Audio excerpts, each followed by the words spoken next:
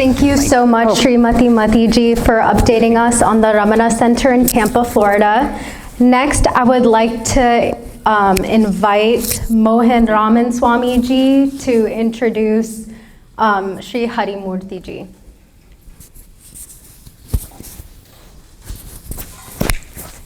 Thank you. I'll go from there.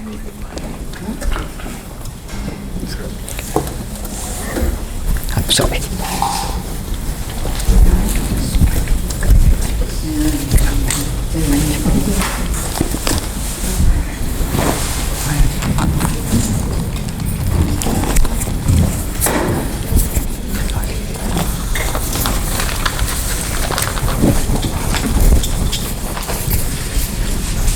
You can put it here.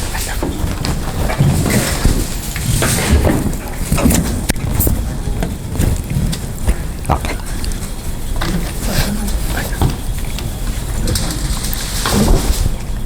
Om Namo Bhagavate Shri Ramanaya. Wishing everybody a happy Mother's Day. It is my pleasure to introduce Shri Hari Moorthy. Probably he requires no introduction, especially from the Arunachala Ashram and from the Washington DC group. He came in contact with Sri Bhagavan in 1996. We met him, at least I met him in the Arunachala Ashram about 8 years back. Thank you.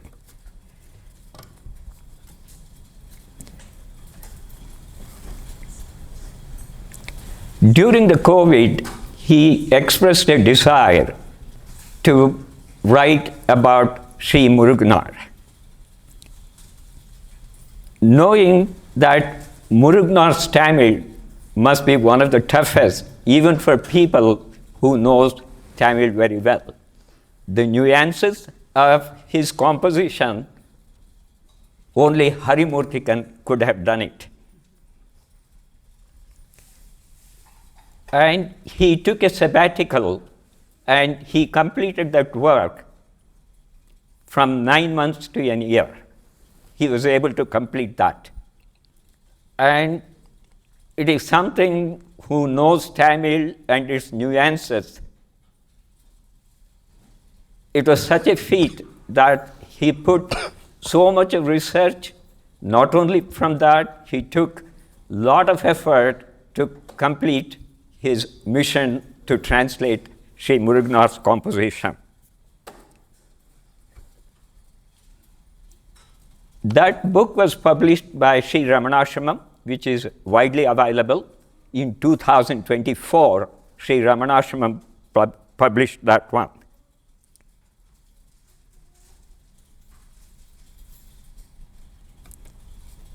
Sri Hari Moorthy's knowledge and depth of the language also, he helped Swami Natanananda's composition of Upadesha Ratnavali, which is published by Sri Ramanashramam.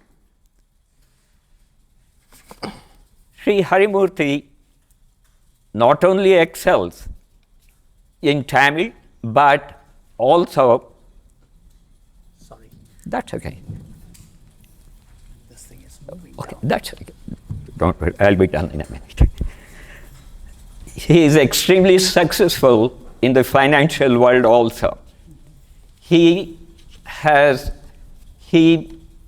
served in, at least in a couple of Wall Street blue chip companies as an executive and as a senior manager, like in JP Morgan and Goldman Sachs. We welcome Shri Hari Moorthy to speak now. Thank you.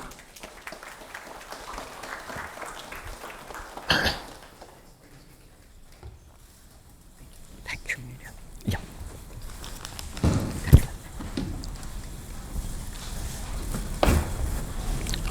No.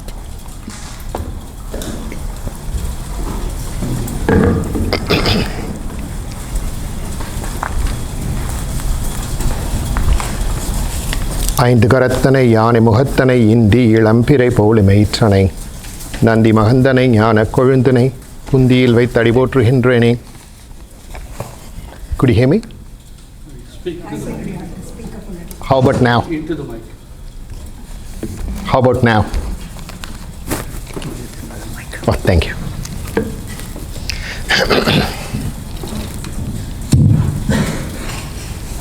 You can speak through both. Is it better now? Yeah. Yes. So that was a verse from Thirumandiram, the first verse, praying Lord Ganesha to give us the fortitude, intellect, and the strength to talk about Sadhu Natanananda today.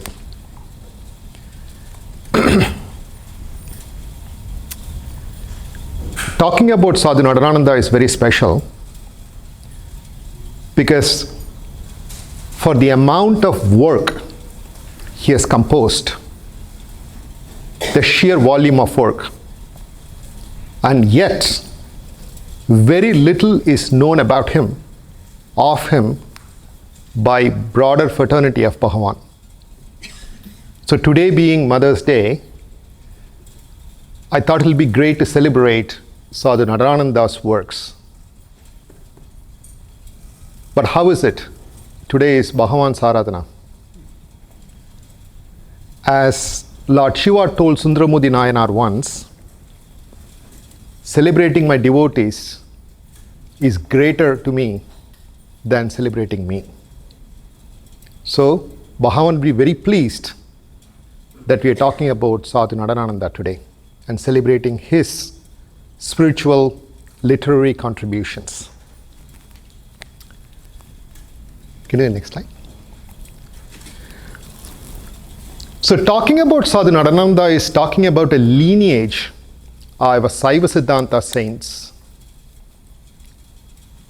So Lord Shiva's worship existed in South India for roughly 3,500 years to 4,000 years. So if you go all the way to the Sangam literature, the first known work to us today is Thirumurugatrupadai by Nakirar.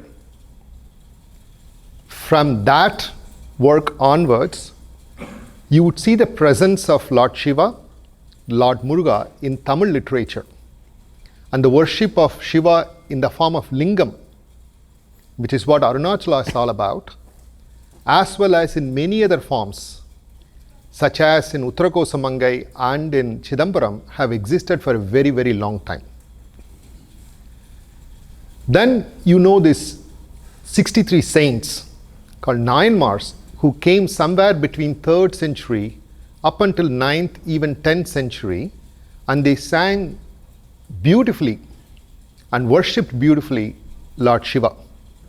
And numerous constructions, wonderful temples had come about during that time.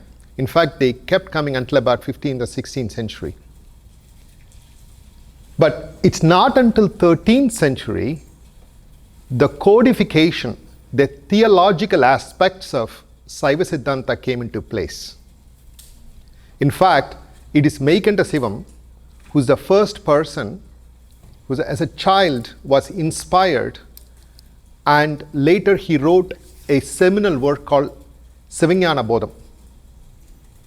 That is the first codified treatise explaining what Saiva Siddhanta is today to us. It is very similar to what Adi Shankara did to Advaita. Advaita existed in some form, it was understood, but it was not codified, it was not written down with very precise definition of what it meant. So that lineage started with Meikanda Sivam, and in fact, one of the family gurus of Meikanda Sivam is Arunandi Sivacharya. Having seen this child who he came to bless, looking at him, he became his disciple. So then Arunandi Sivacharya became the second in lineage.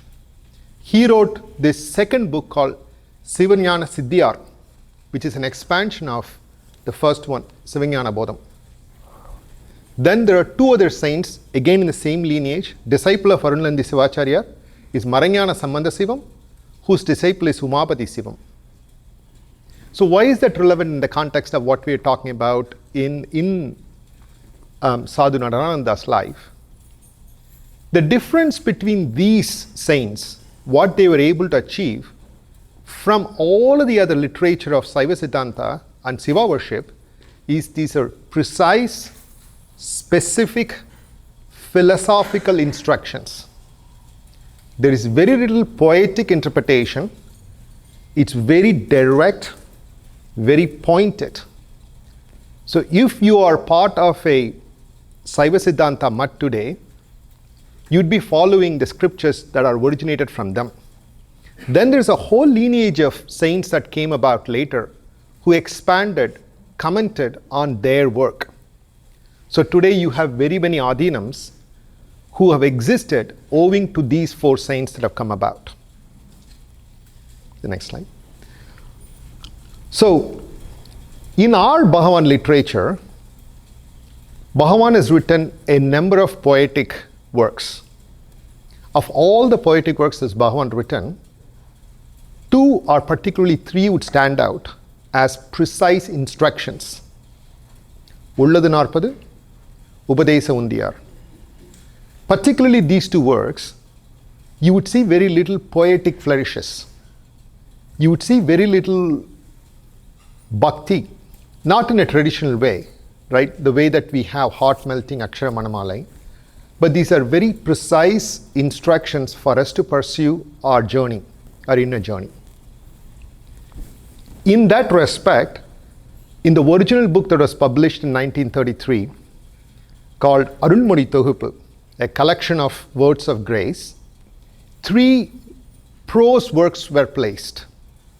The first, of course, the most seminal work by Bhagavan is Who Am I?, which was handwritten set of notes by Sivaprakasam Pillai all the way dating back to 1900 to 1902. Of course, these notes were taken down. They were not published until 1920s when they happened to find out they were in an appendix of a book, and then they were renewed. Bhagavan rewrote them. They added more questions. The current version has about 28 questions.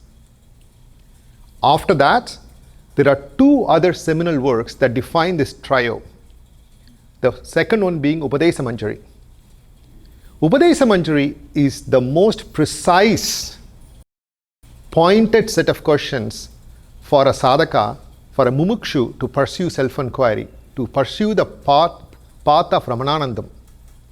And that was asked, edited, compiled, and expanded by Sadhu Natanananda in the 1920s. Of course, Bhagavan had taken it, commented extensively, expanded it to make it very precise for our benefit, which is now translated in English called Spiritual Instructions. And then there's a third book called Vichara Sangraham, which is translated into Self-Inquiry by T.M.P. Mahadevan. And the story on Vichara Sangraham is that this was also taken down at the same time as Who Am I?, but except by Gambiram Seshaya. But those notes were kept as written form until late 1920s, when Gambiram Krishnaya, Gambiram Seshaya's brother, handed them to Natanananda, who then took it over, expanded it, and published it. So Natanananda's unique characteristics is that precise, pointed, no flourish explanation of Bhagavan's teachings. And if there's one old guardian of Bhagavan's teachings, a person who jealously kept the teaching so pure, it's Natanananda. In fact, there are accounts, Ganesan Mama had written about it. I think in 1970s or 1967, when Natanananda was rediscovered, I'll come to that story later, Ganesan Mama went to see him, and in his words he says, many people would be overwhelmed by Ganesan Mama's presence. So Natanananda asked him, so what do you do? How do you practice your spiritual practices? He said, yeah, I am devoted to Bhagavan, I pray, I sing his praises. And apparently Natanananda got very angry. What are you doing? What an idiot you are. You are in Bhagavan's Sannidhi. He has taught you self-inquiry. We're all here to do that. Why are you wasting your time? So it tells you about Natanananda's high standard in how he held Bhagavan and Bhagavan's teachings for all of us. So today I hope to have two things done. One, give you a glimpse of his literary journey, hitherto unknown for the most part, and also talk about his biography, which is instructional to us in every which way possible. So, as I said, if there is Ramana Siddhanta that's given to us today, we owe it to Natanananda's style for us to understand Bhagavan's teachings in plain, simple, direct way. This, if you go to the next page, you would see a set of compositions by Natanananda. First, during the time between 1926 up until 1936, Bhagavan gave verbal teachings for those who approached him. There were two people who were taking down notes at the time. This was way before the talks with Ramana Maharishi and day by day and letters. This is way before that. This began in 1926. Muruganar kept a log of Bhagavan's answers in a verse form. Whenever Bhagavan said something, Muruganar would write down a verse immediately and show it to Bhagavan for verification. Over a period of 10 years, he collected lots and lots of verses. Muruganar did not particularly care for keeping them safe, so he just kept them. Later on, it was decided that those verses could be benefiting us, devotees. So it was decided to publish a book called Guruvachaka Kovai, Words of Wisdom of Bhagavan, as Godlin. And the person who stepped in to edit all those verses collected all the stray verses and put them in an order and made it possible, roughly about 850 verses. That is Natanananda for us. What is interesting was, as even this was happening, alongside Muruganar taking down these verses, Natanananda himself kept a prose version of the exact same teachings.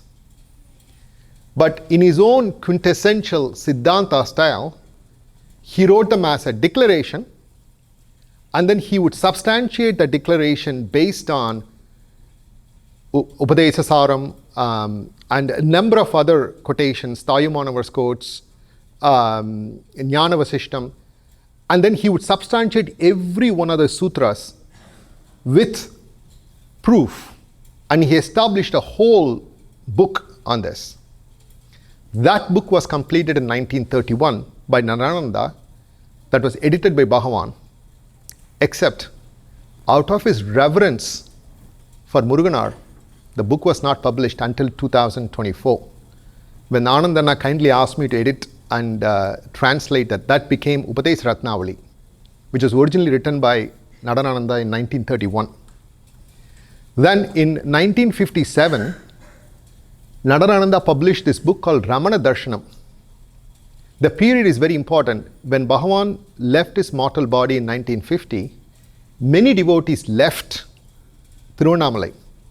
The very few who remained back, Muruganar being one of them, Natanananda being another. Muruganar in his own way taught lessons for those who were interested in Bhagavan's teachings. So every evening he would teach for about 2 hours all of Bhagavan's work. And Natanananda, having felt Bhagavan's grace, wanted to make sure and remind all devotees Bhagavan's right here, his presence is right here. So therefore he wrote this book, Ramana Darshanam, in early 1950s, but only got published in 1957. But in that period between 1950 and 60, if you go back to ashram publications, there were very, very few publications, this being one of the very few. Then he also wrote exposition to almost all of Bhagavan's works. So most of the English translations we find today on Ramana Stuti Panchakam, Ulladu Narpadu, Atma Vidya, Upadesa Saram, Upadesa Undiyar, Ekanma Panchakam, they were all written by Natanananda in simple style. There are no flourishes, And the Tamil version as well as the English version is available in Ashram's book. Most of the translations are by Natanananda. Then, prior to 1926, he published a number of poetic works. See, we conclude many of the poetic works of Bhagavan were related to Muruganar, which started with 1933 publication, Ramana Sannidhi Murai, and then he published 3 more books and several thousands of poetry. Way before Muruganar met Bhagavan, Natanananda was in the habit of composing poetry and publishing books. And I'll show you a couple of them later on. In the meantime, if you go to the next slide, you would see the handwritten version of Upadesh Ratnavali. I'm not sure if you could see that box that was drawn in the last 2 segments. Clearly that was drawn by Bhagavan, and then there are some edits by Bhagavan in this original manuscript. And what's written in that is, these notes were taken while simultaneously Bharatwaja Muruganar is writing down verses. And these notes were taken because of 2 reasons. It's unclear if Muruganar would ever publish those verses, and even if it's published, if it could be understood by others, because the Tamil is so pure, therefore the attempt is made to write down this in simple Tamil in instructional format. That is how it's written, and you could see it's 10/6/1931, which is June 10th, 1931, signed as Natanananda. What I found to be very fascinating is, on the right side, I'm not sure if you could see this very clearly, it was originally written as like, this book attempts to give Bhagavan's teachings, and Bhagavan has cut this out and said, Silavatrai. It gives some teachings of Bhagavan. I think you could see that. Silavatrai Toguttu, compiling some of the teachings of Bhagavan. So if you go to the next page, these are all the books published by Natanananda. First one is Shri Ramana Thottira Manjari. This was published, as you can see, in 1925 by Ramaswamy Reddy in Viluppuram. The second one is Thottira Sodasam, which was published in 1927.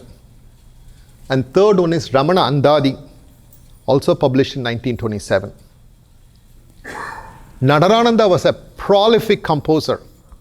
He kept composing verses on Bhagavan, and he kept publishing them until 1927. And you see, there's no more publication of Natanananda's works after that. And you have to wonder why. In 1926, Muruganar came to Bhagavan. He came to Bhagavan in 1923, but only in 1926 he permanently came to Tiruvannamalai and settled down, which is when he started composing Ramana Sannidhi Murai. At that time when he started composing, he was just being a prolific poet. He kept composing poetry. At a later stage, suggested by another devotee, he started calling it Sannidhi Murai and published in 1933, although the poetic work was largely complete by early 1930 or late 1929. It's my conjecture, out of reverence and love for Muruganar, Natanananda did not publish any work afterwards. But he kept writing. We know that for a fact, because we recovered many of his writings later on. Some of it was lost, but some of it's available. I'm going to come back and make a proof on the statement that he stopped publishing because of Muruganar's reverence later on with another proof. But be what it may, I want to show you the next slide. In that Ramana Stotra Manjari, buried in that, there are kirtanas, Carnatic kirtanas written by Natanananda. He called it Sri Ramana Dasa Rasa Kirtana. He composed 11 kirtanas, which I accidentally found out early March, that these were proper Carnatic kirtans, not Tamil verses, but of course they are written in Tamil, but they could be sung like in proper Carnatic music. There are about 11 of them. You could almost compose a full, concert with these songs. Now, Going back to talking about Natanananda and his life, very little is known about his life. Based on the prior pages, the books I found earlier this year, I found out he's from this place called Anangur. I'm not sure if you could see it. It is slightly south of Viluppuram.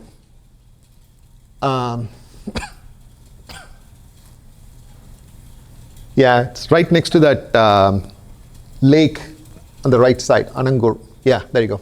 That's where the mouse is. So it's a small village. He was a Tamil teacher in a school very early on. I think he was roughly born around late 1890s or early 1900s. Very early on, he was inspired by Vivekananda and Ramakrishna. And he was looking for a guru who would give him Diksha exactly the way Vivekananda got Diksha from Ramakrishna. And Anangur, which is close to Viluppuram, is roughly about an hour and a half to 2 from Tiruvannamalai. And he comes to hear of this Brahmana Swami who exists in Tiruvannamalai, so he comes to meet him.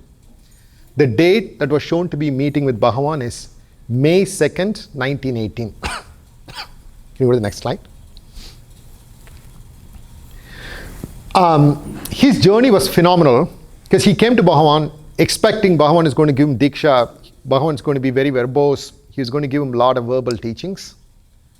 But instead he got complete silence to the point that he was even ignored. And he couldn't comprehend it. He went and met with Bhagavan many times after that. He got exact same response. He didn't get much. Completely dejected, he decided, I'm going to take a walk to Varanasi, which is Kasi, and take a dip in Ganges in the hope that, Lord Shiva will take pity on me and then grant me my guru who can actually give me Diksha. So he proceeded to walk up. He walks all the way to Shri Perumbudur. In Shri Perumbudur, he meets with a Vaishnava saint who inquires about where is he going and where is he coming from. And then upon learning that he is coming from Tiruvannamalai, and then he was dejected by not getting any verbal teachings from Ramana Maharishi, and he's proceeding to Ganges. And the Vaishnava saint tells him, are you an idiot? You must at once go back to Ramana Maharishi. You can't proceed any further. Taking that as an omen, he's unable to proceed, but he's unable to go back to Bhagavan either. So stay put in Sri Perumbudur. He writes 2 letters to Bhagavan. At that time Bhagavan was in Skandashram. Letter 1 was sent, no response. Letter 2 is very moving. This letter was present in Kunjaswami's reminiscence, in which he quotes Tayumanava's verses, pleading with Bhagavan, saying, show me a path. Show me a path to come back. Show me a path to realize self in this life. No response. If you go back to the next slide, Bhagavan then gently pulls him, just like only he can pull every devotee. First, he gets a dream. In the dream, he gets an instruction. Don't constantly think of me. Go and pray to Lord Maheshwara. Lord Maheshwara is one of the 5 forms of Lord Shiva, who is known to veil the knowledge. Go and get his blessings before coming to me. Taking that very seriously, Natanananda starts worshipping Lord Maheshwara in a bull. After some intense worship, lo and behold, he gets a letter from Bhagavan. It was Vasudeva Sastri, at that time as a priest in Tiruvannamalai temple, writes him a very terse response saying, Bhagavan's not in the habit of writing responses, but he has blessed you to come back. So taking that as a sign, taking the letter, he comes to Tiruvannamalai. I got it, thank you.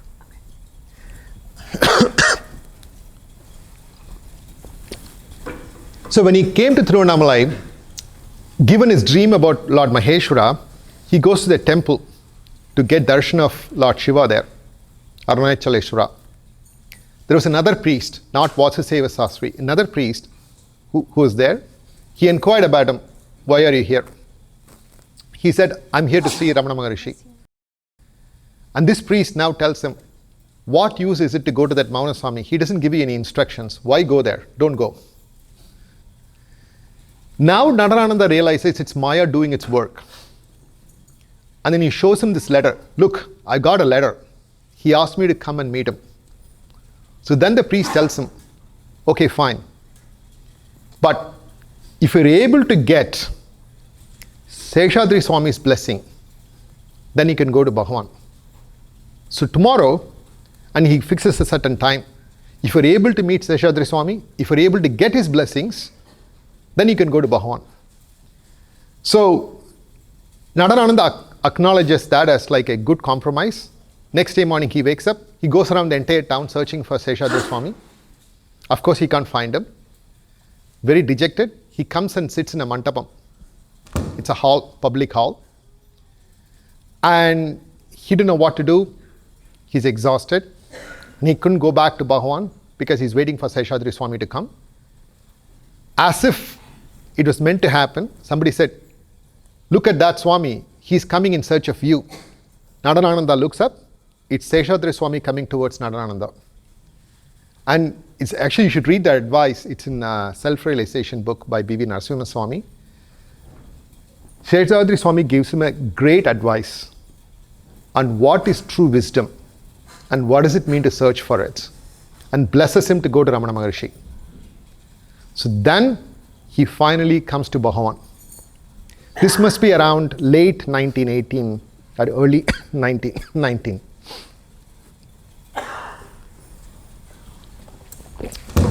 So even after coming to Bhagavan, he has lots and lots of questions, just like all of us.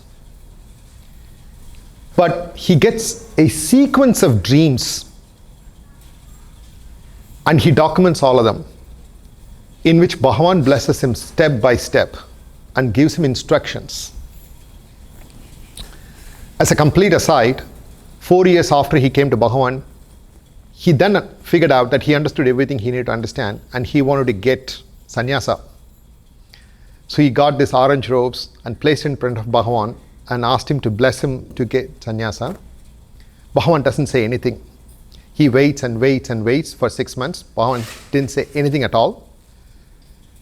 And though he didn't get a verbal approval from Bhagavan or even a physical approval, he took his silence to mean yes and went and renounced. He became a sannyasi. His original name was Natesa Mudaliyar. He converted into Natanananda. But the moment he took sannyas, everybody started ridiculing him. And his life became miserable. Roughly about 6 months to a year, and some accounts say it's about 4 years. He renounced the renunciation and he came back normal. And such was Bhagavan's grace. It was not meant to be.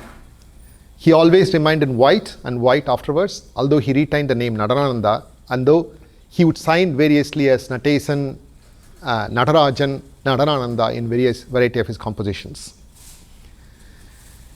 One of the consequential dream at the time was this one, where in a dream Bhagavan comes and points to Natanananda's father and asks him, who's this? Natanananda says, in physically speaking, he's my father. So, and then he says, my accordance is in common parlance. I'm talking in Vivavaharika Satya, right, in worldly matters. At which point Bhagavan presses his right side of his chest, presses it hard, and places his head on his hand in his head. And Natanananda feels his anugraham, his grace in the dream. And he immediately wakes up. And he had no idea why Bhagavan pressed his right side of the chest. He had no idea what that meant. Truly, that became his significant moment in inculcating himself in Bhagavan's teachings, that dream. The next significant thing was, there was a day when Kapali Sastri and Kavyakanta Ganapati were going around Giri Pradakshina. They stopped by in Bhagavan's ashram and they started talking to Bhagavan in Sanskrit. talking about the nuances of teachings. Natanananda sat in the side, unable to comprehend anything that they were talking. He didn't understand Sanskrit, he didn't speak Sanskrit. And he felt very dejected.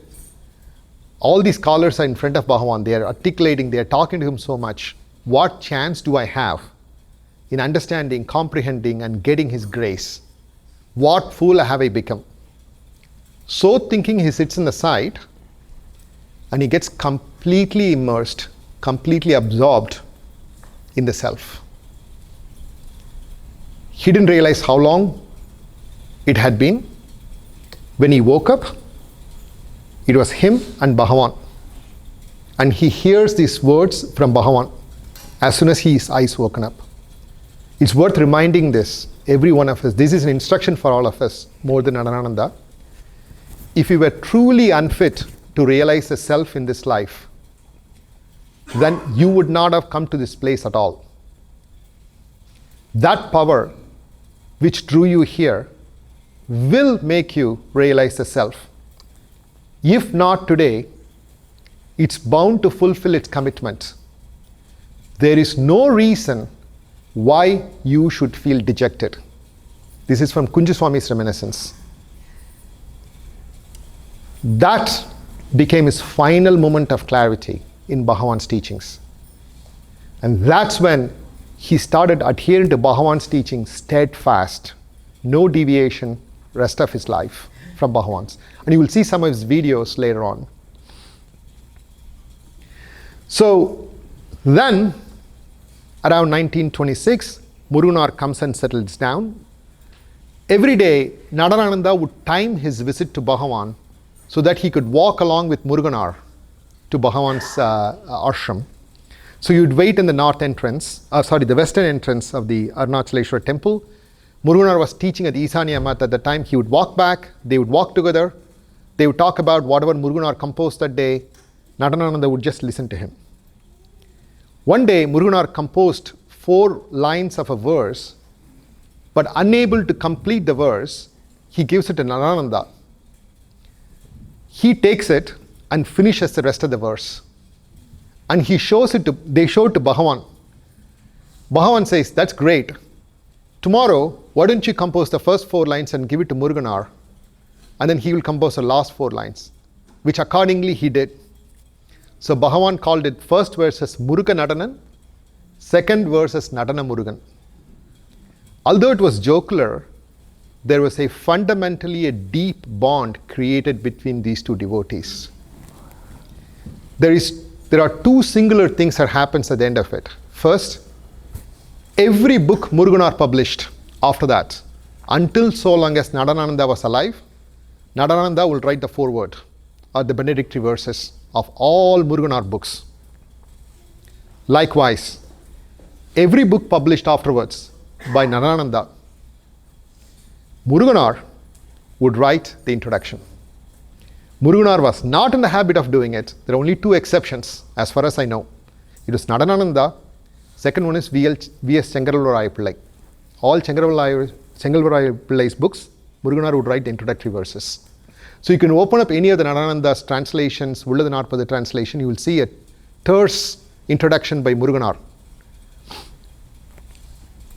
So, after Bhagavan's Mahanirvana in 1950, Natanananda is not known to the rest of the universe. In fact, most people assumed he passed away quietly. They couldn't trace back. Around 1967, Dorab Premji comes across Natanananda casually. That's when he realizes such a great devotee is living in quite reclusive way. So he goes and builds a cottage for him right next to Osborne compound. So you would see that in a video later on. So it's Dorabji who took care of Natanananda for the last 14 years of his life. And Natanananda had a peaceful ending. So his final days were beautiful. This account is taken from Saranagati magazine in December 2023. Sadhu and Michael James once went to see Natanananda, asking for some clarification, because Natanananda was the most authentic teacher of Bhagavan's verses, and Sadhu would frequent to Natanananda to get his doubts cleared. So he was sitting in a chair.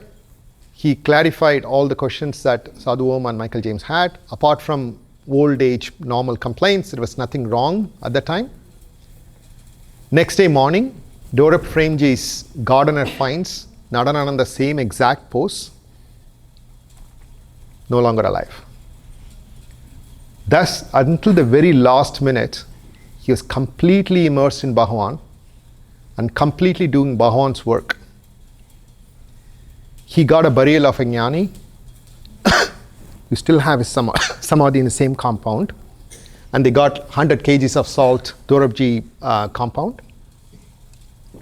So when you visit Tiruvannamalai next time, you would actually go and see his, samadhi there. Now, what's more interesting, the crux of this presentation is about his last years. During the last years of about roughly 17 years, he just lived in plain sight, a normal life. Every day, he would visit Muruganar. That's it. He'll walk around, he would keep to himself, he didn't talk to anybody. He would go and visit Muruganar, he would come back. There are several proofs for this, one of which comes from Padma Venkatraman's account, which was published in Ramana's Muruganar by RMCL in 1992. In one such visit, Muruganar was fed by T.R. Kanakamal and Padma Venkatraman at that time, which is an interesting story, how he got his daily food during that time.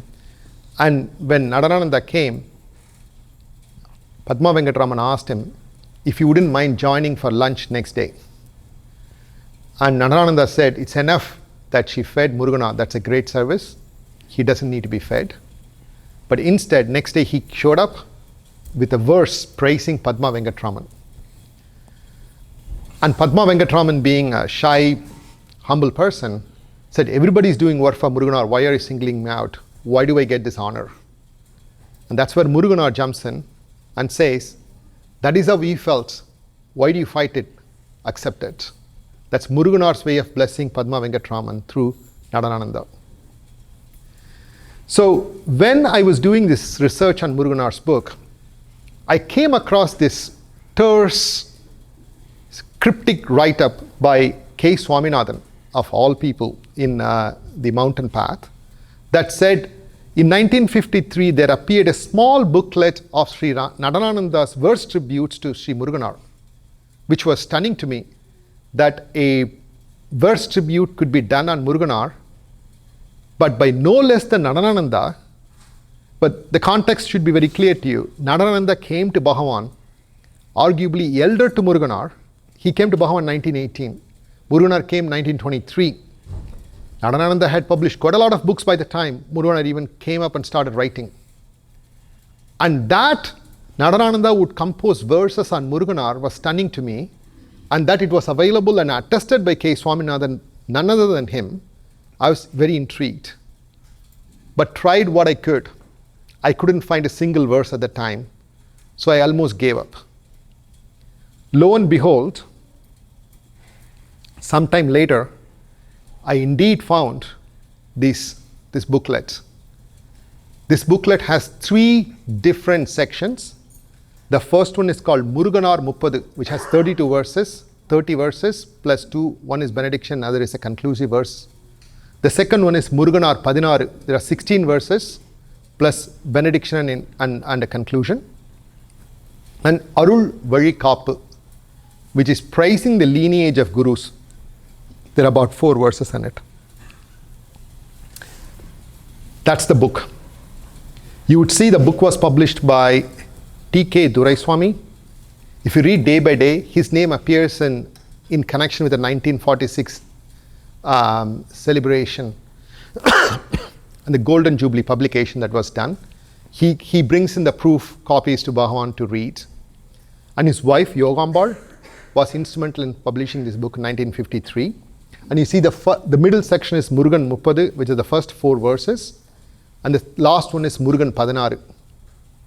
So I thought if time permits, we could look at few verses and get immersed by the devotion Natanananda had for Muruganar. The quality of that poetry is very high caliber. Much the way that Muruganar praised Bhagavan, Natanananda praised Muruganar. So we'll read some of them. First one is Mannu Ramanesan Maraindan enum mayalal Tunniya Poisogam Tolaindade Annavanthal Sirudayarkellam Sirandavanam Nam Murugap Perudayan Peruyirnda Pin. The rough translation is, the false grief that the ever-present Ramana Ishvara has somehow departed from us, has us dissolved, for the supreme among Bhagavan's devotees, Muruganar, has been exalted to guide us towards the truth. Second, தண்ணியவின் சொல்லில் சமநோக்கில் சார்ந்தவர்பால் உன்னிறை மெய்யன்பில் உளக்கனிவில் அண்ணலரும் சின்னமெலாம் தன்பால் திகழப்பெறும் Murugan தன்னியன் என்றைத்தும் சகம். He lists a set of qualities of Bhagavan and he says Muruganar inherited almost all of those qualities, and therefore the entire world calls Muruganar the most blessed.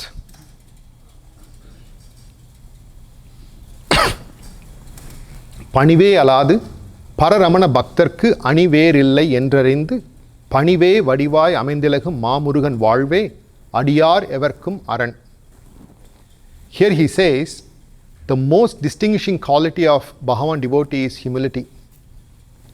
There is no other ornament for a Bhagavan devotee than that. And a supreme among of all, Muruganar wears that. And that life, his exemplary life, is our refuge. We should learn from it. And the final one, this one I picked because, as I said, Muruganar writes with a lot of flourish. Natanananda writes very precise, pointed verses. But here, just to celebrate Muruganar, he uses a flourish. It's very beautiful. நாமகட்கு நன்மகனாய் ஞானமகள் நாயகனாய் பூமகளை நீத்த புகழ் முருகன் பூமகள் நற்பக்குவ மிக்கு அன்பு பணி புரி நல்லார் வடிவில் புக்குரலை காண்கிலன் phone. He says, as a blessed son of Saraswati, Muruganar, the famed poet, is a master of divine wisdom. He says he's a Nayagan of divine wisdom. He's the Shakti, he's the Shiva. Though he renounced all the wealth from the world, any wealth that's born of Mother Earth, the Mother Earth will not give up serving him. So she comes up as this variety of devotees to come and serve him, and that's her duty. The poetic imagination is beautiful, and this being Mother's Day, I thought it was very appropriate to celebrate how Mother takes care of every devotee of Bhagavan in her own way by serving him through others. With that, I would like to show a video. Hopefully we could play that. C'est un des innombrables lieux de retraite de l'Inde où quelques disciples se rassemblent autour d'un maître spirituel, un gourou. Celui-ci, Shri Ramana Maharashi.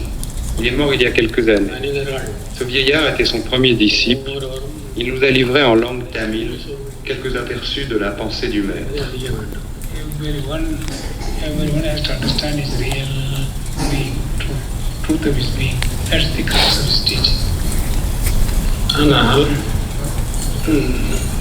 பெரும்பான்மையோர் தன்னுடைய உண்மை தான் அல்லாத உடல் முதலிய பற்றித்தான் தானாக நினைத்துக் கொண்டிருக்கிறார்கள். Le peu que j'ai compris de la traduction anglaise m'a paru à la fois simple et obscur. Chacun de nous doit comprendre son être, la vérité de son être. Nous devons arriver à la séparation du soi et du corps pour parvenir au soi.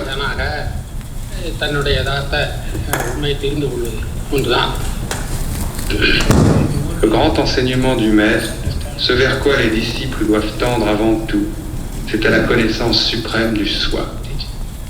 The real sense to know his own self. அதற்கு அடிப்படையாகத்தான் எல்லோருக்கும் who am I, நான் யார் என்று பார் என்ற உபதேசத்தை அவர் சொன்னார். That's why Bhagavan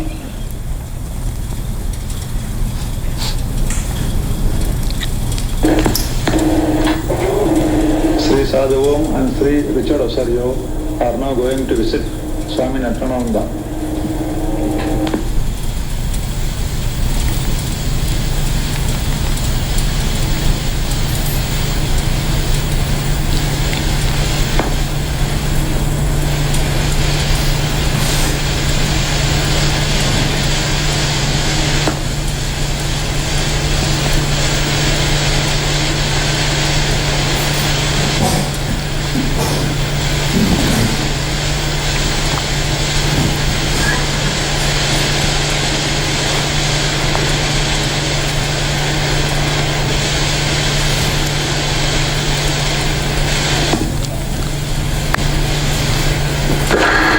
Swami Natanananda.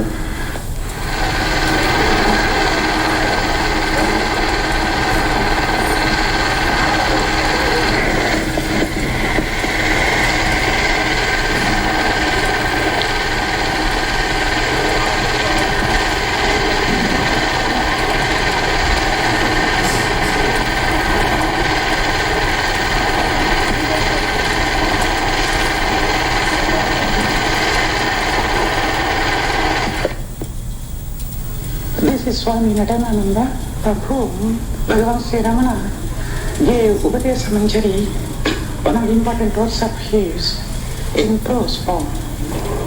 Sri Natanananda, பகவானது ஆதிக்கால அடியார்களுள் ஒருவர். உபதேச மஞ்சரி என்ற நூல் இவருக்காகவே பகவானால் அருளப்பட்டது.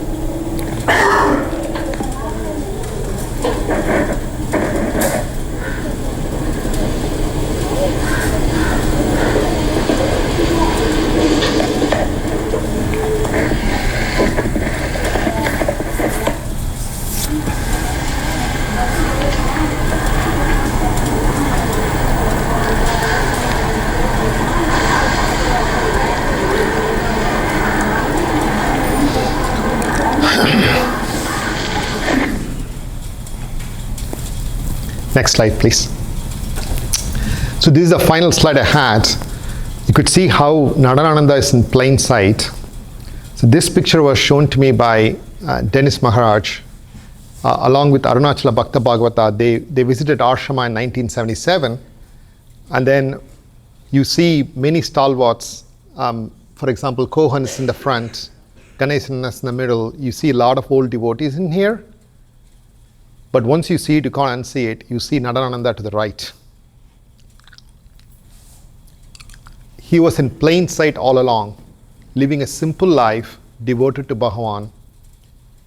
And if there's one thing that we take away from his life, from his works, from his teaching, which is steadfast adherence to Bhagavan's teachings and the humility with which we need to lead our lives. Nothing else matters. Thank you for the opportunity. Om Namo Bhagavate Sri Ramanaya.